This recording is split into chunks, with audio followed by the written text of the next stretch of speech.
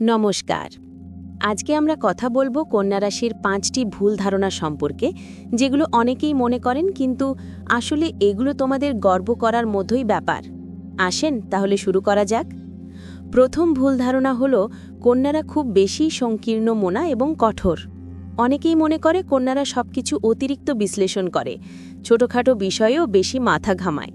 কিন্তু আসল কথা হলো কন্যারা একদমই জ্ঞানের প্রতি আগ্রহী এবং তারা সমস্ত কিছু দেখার জন্যে গভীরে প্রবেশ করে। এটা ভালোও বটে, কারণ এই সুবিচারের মানসিকতা তাদের জীবনে সফলতার চাবিকাঠি হয়ে দাঁড়ায়। তাই এই কঠোরতা নয়, বরং সতর্কতা বলে আত্মবিশ্বাস রাখুন। দ্বিতীয় ভুল ধারণা হলো কন্যারা আবেগময় নয়, বরং শীতল এবং নির্লিপ্ত। তবে বাস্তবে কন্যারা খুবই দয়ালু এবং সহানুভূতিশীল।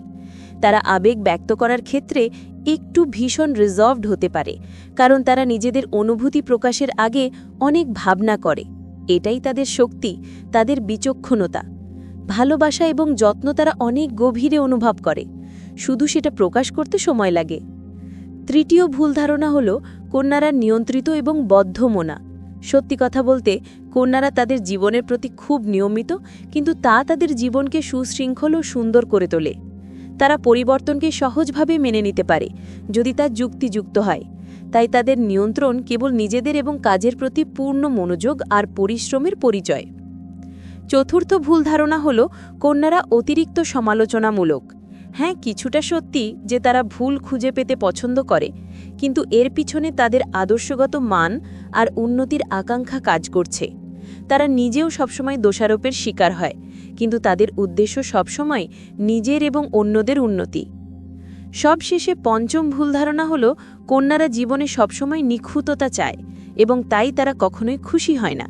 কিন্তু আসল কথা হলো কন্যারা নিজেদের জীবনের মান উন্নত করতে চেষ্টা করে এবং ছোট ছোট জয়গুলো উপভোগ করে। তাদের এই স্পিরিট তোমাদের জীবনে প্রেরণা যোগাবে।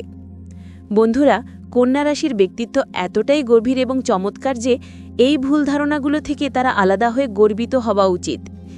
বন্ধু, যদি তুমি কন্যা রাশির ছেলে বা মেয়ে হও, নিজের এই গুণাবলী নিয়ে গর্ব করো। আর একটু জানতে চাও? তাহলে অবশ্যই দেখো কন্যা রাশির সন্তানের স্বভাব এবং কন্যা রাশির পূর্বজন্মের গোপন রহস্য ভিডিও।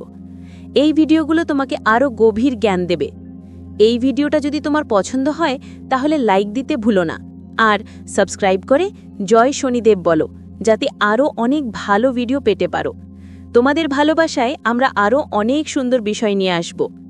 তোমাদের সবাইকে ধন্যবাদ। ভালো থেকো, খুশি থেকো। আবার দেখা হবে পরের ভিডিওতে।